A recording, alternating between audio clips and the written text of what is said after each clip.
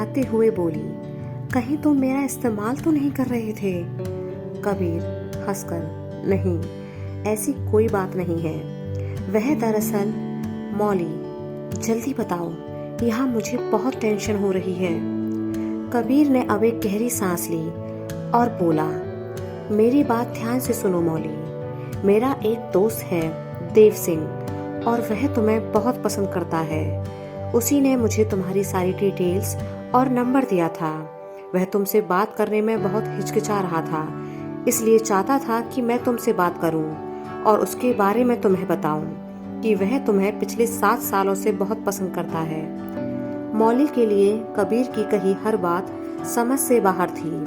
वह सोचने लगी, कौन देव? उसे तो जानती तक नहीं, फिर वह मेरे बारे में इतना कैसे जानता है? और 7 साल पहले तो मैं 10th क्लास में थी, फिर वह कहाँ से मुझे पसंद करने लगा? मौली को चुप देखकर कबीर ने उसे पुकारा, मौली, मौली तुम सुन रही हो ना? कुछ तो बोलो। मौली, क्या बोलूं? तुमने तो मुझे भूल भुलैया में डाल दिया। अभी तक तो मैं तुम्हारे बारे में ही सब कुछ नहीं जानती थी, और अब यह देव कौन है? मैं तो उसे भी नहीं जानती। कबीर, वह मेरा बेस्ट फ्रेंड है। उसने कहा है कि कल दोपहर 2 बजे वो तुम्हें फोन करेगा, तभी तुम उससे अपने सारे सवालों के जवाब मांग लेना। वैसे तुम्हारे एक सवाल का जवाब तुम्हें मिल ही गया है। मौली हैरानी से, क्या? किस सवाल का जवाब? कबीर, तुम हमेशा से जानना चाहती थी ना कि मैं तुम्हें कैसे जानता हूँ, कैसे तुम्हारे बारे में इतना सब कुछ पता है। याद आया? वो जवाब मिल गया तुम्हें। मौली, हाँ, लेकिन मैं क्या बात करूंगी उससे? तुम तक तो ठीक है, लेकिन अब यह देव भी आ गया, कल कोई और भी। कबीर गंभीर होकर बोला, बस, हर बात मजाक की नहीं होती।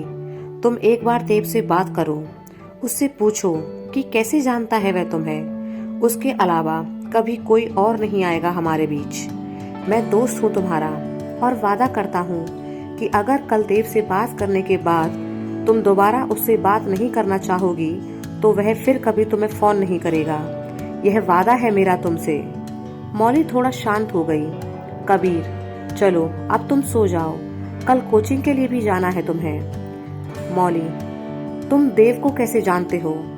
मतलब दोस्ती कैसे हुई तुम्हारी? कबीर, वह भी एक लेफ्टिनेंट है। उसकी और मेरी ट्रेनिंग साथ साथ ही हुई थी, और दोस्ती भी तभी हुई। रहने वाला तो तुम्हारे शहर का ही है, बाकी वो सब तुम्हें बता ही देगा कल। मौली, ठीक है। कबीर ने फोन काट दिया। उस पूरी रात मौली सो नहीं पाई। आखिर कौन है यह जो पिछले 7 सालों से मुझे पसंद करता है? अब तो सारे सवालों के जवाब कल दोपहर 2 बजे ही मिलेंगे। अगले दिन जब तारा उठी तो देखा कि मौली अभी तक सो रही है। तारा ने घड़ी की ओर देखा तो 8:30 बज रहे थे। उसे विश्वास ही नहीं हो रहा था कि मौली आज इतना लेट तक सो रही है। अब वह बहुत खुश हुई कि आज एक दिन के लिए ही सही वह मौली से जल्दी उठ गई है। वह जल्दी से बाथरूम में भागी और तैयार होकर बाहर आ गई। उसने टाइम की ओर देखा तो 9:05 हो रहे थे।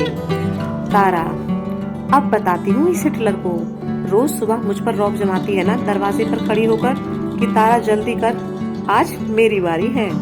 यह सोच वह मौली के पास गई और उसे जोर से हिलाया। मौली, अरे उठ यार, देख कितना लेट हो गया है। तेरी वजह से रोज रोज लेट हो जाती हूँ मैं। मौली बिस्तर से उठ बैठी।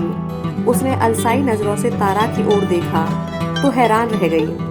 वह बस तारा को देखे ही जा रही थी। तारा को यह बड़ा अजीब सा लगा कि मौली उसे ऐसे क्यों देख रही है। क्या है? ऐसे क्यों देख रही है आंखें फाड़ फाड़ कर? मौली हैरानी से, तो और क्या करूं? तू आज पहले तैयार हो गई? पूरे 1.5 साल में ऐसा पहली बार हुआ है कि तुम मुझे जगा रही है, वह भी पूरी तरह तैयार होकर। 1 मिनट, आज सूरज पश्चिम से तो नहीं निकला ना? मौली बिस्तर से उतर भाग कर खिड़की के पास गई और सूरज को देखा।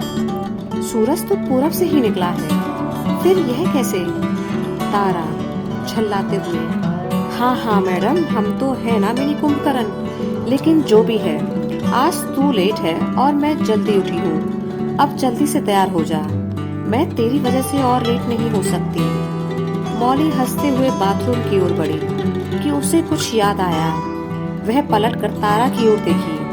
तारा, अब क्या हुआ? मॉली, तारा, कहीं ऐसा तो नहीं कि तू आज नहाई ही ना हो, बस मुंह हाथ धो कपड़े पहन मेरे सामने खड़ी हो गई हो? तारा हैरानी से, पागल है क्या तू? ऐसा सोचती है मेरे बारे में? मैं मानती हूँ कि हफ्ते में 2-3 बार हो जाता है, पर हर रोज थोड़े ही चलता है।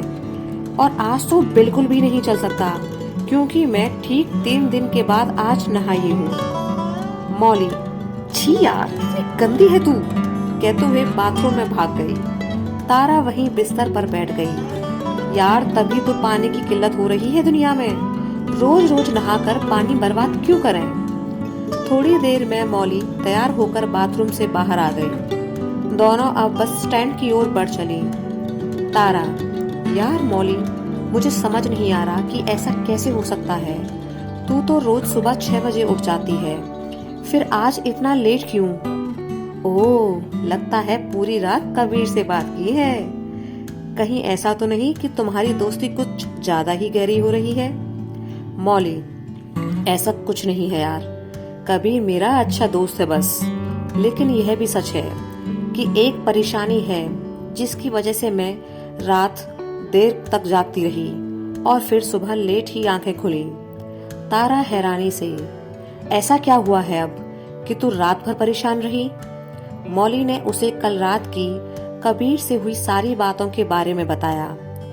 तारा, अब यह कौन है देव सिंह?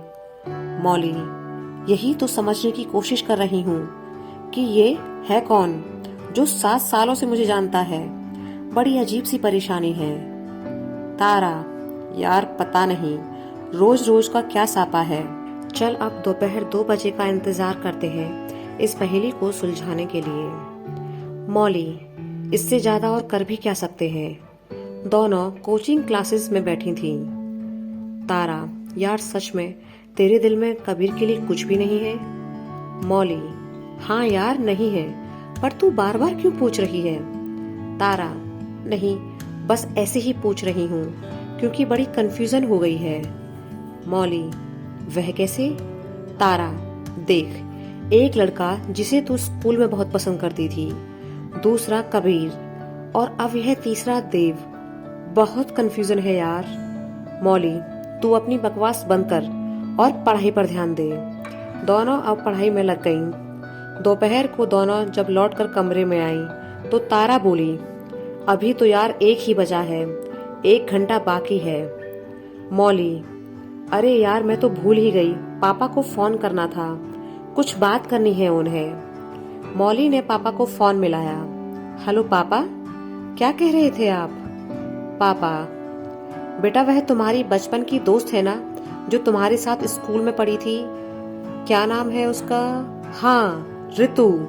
वह आई थी आज तुम्हारे बारे में पूछने कि तुम घर कब आ रही हो। मॉली सोच में पड़ गई कि ऋतु को अचानक इतने दिनों बाद मेरी याद कैसे आ गई। जल्दी ही आऊंगी पापा। थोड़ी देर बाद पापा से बात कर उसने फोन रख दिया। तारा, तूने ऋतु का नाम लिया ना? मॉली, हाँ। तारा, तूने इसके बारे में बताया था, यह वही है ना? मॉली, हाँ यार, लेकिन आज इसे मेरी याद कैसे आ गई, यह समझ नहीं आ रहा। पता नहीं यह सब क्या हो रहा है। तारा, मुझे तो लगता है कि यह कबीर पनौती है, इसके आने के बाद से सब उथल पुथल हो रहा है। मौली कुछ सोचते हुए बोली, नहीं ऐसा नहीं है। तारा हैरानी से, कैसे अच्छा हो सकता है? वह उस लोफर के चक्कर में पड़ गई थी और जब तूने उसे समझाने की कोशिश की तो ऋतु ने उल्टे तुझसे ही दोस्ती तोड़ ली थी। मौली, हाँ यही तो मैं भी कह रही हूँ कि फिर वह कल मेरे घर क्यों गई? कहीं ऐसा तो नहीं कि उसे सच का पता चल गया हो और वह मुझसे माफी मांगना चाहती हो? तारा, यह बात 2 साल पुरानी है। उसे अपनी दोस्त पर भरोसा करना चाहिए था, तब उसने उस नमन पर भरोसा किया जिसे वह बस 2 हफ्ते से जानती थी, लेकिन तुझ पर नहीं, जिसे वह पिछले 5 साल से जानती थी। चल ठीक है, माना कि अब उसको नमन का पता चल गया तो क्या फायदा।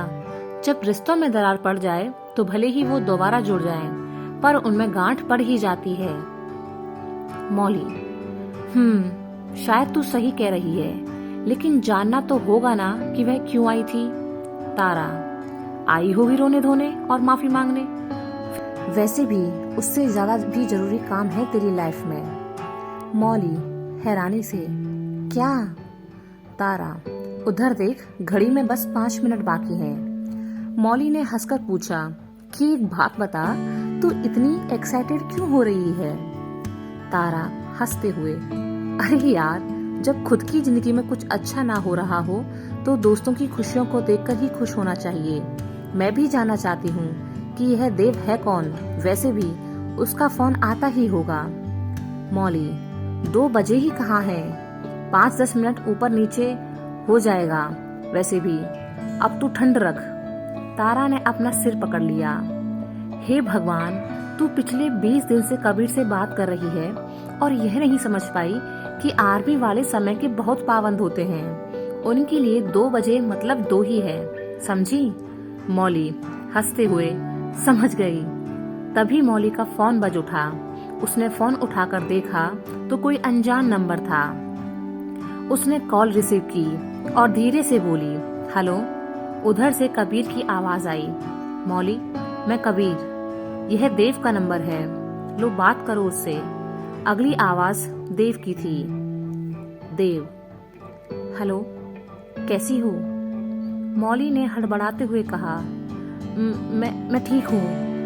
देव मौली की असहजता को भांप गया। लगता है तुम्हें अभी भी याद नहीं आया कि मैं कौन हूँ। मौली, नहीं, मैंने नहीं पहचाना। और तुम मेरे बारे में इतना कुछ कैसे जानते हो? यह सुन देव हंसने लगा। चलो कोई बात नहीं, मैं याद दिलाता हूँ।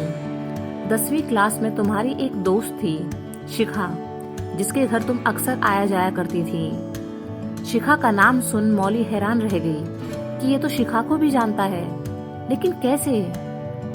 देव, अब तुम यह सोच रही होंगी कि मैं उसको कैसे जानता हूँ। अरे वह छोटी बहन है मेरी, भूल गई? हाँ, 1-2 बार ही मिले थे हम, शायद तुम्हें याद हो। यह सब सुनकर मौली के जैसे पैरों तले जमीन खिसक गई। उसने फोन काट दिया और जल्दी से जाकर बिस्तर पर बैठ गई।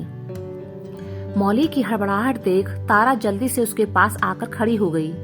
क्या हुआ, बता तो सही, बात क्या है? मौली ने तारा की ओर देखा। यार, ऐसा कैसे हो सकता है? तारा, दिमाग का दही मत कर, सीधे सीधे मुद्दे पर आ। मौली, यार मैं तो भूल ही गई थी उसे, वो भी बस एक सपना समझकर, पर यह तो वही है, वही देव, शिखा का भाई, जिसे मैं पसंद करती थी। मुझे लगता था कि शायद वह मुझे पसंद ही नहीं करता, लेकिन कल कबीर ने बताया कि वह पिछले 7 सालों से मुझे पसंद करता है। इसका मतलब जब मैं इसे पसंद करती थी तो यह भी मुझे पसंद करता था। कहते हुए वह खुशी से कूदने लगी। तारा, हे भगवान, इस लड़की ने बात कहने में 7 साल लगा दिए। पहले ही कह देता तो शायद अब तक तो तुम्हारी शादी भी हो चुकी होती। अच्छा चल, यह सब छोड़, यह बता कि दिखता कैसा है और तूने फोन क्यों काटा? मौली यह सुनकर उदास हो गई। नहीं यार, मुझे बस हल्का सा चेहरा याद है उसका, और मैं यह सुनकर एकदम से घबरा गई थी, इसीलिए मैंने फोन कट कर दिया। देव का अब दोबारा फोन आने लगा। तारा खुशी से, उठा जल्दी। मौली ने अब धीरे से फोन उठाया। हेलो। देव की आवाज में थोड़ा तनाव सा था। मौली, क्या हुआ? तुमने मेरा फोन क्यों काटा? क्या तुम्हें अभी भी कुछ याद नहीं आया? मौली, नहीं, ऐसा नहीं है, मुझे सब याद है। देव, तो फिर तुमने फोन क्यों कट किया? मौली, वह थोड़ा नेटवर्क की परेशानी है यहाँ, तो एकदम से खुद ही कट गया। देव ने अब राहत की सांस ली। ओह अच्छा, मुझे लगा शायद तुम्हें याद नहीं आया या फिर तुम मुझसे बात करना नहीं चाहती थी। अब कुछ पल तक दोनों की तरफ खामोशी ही छाई रही।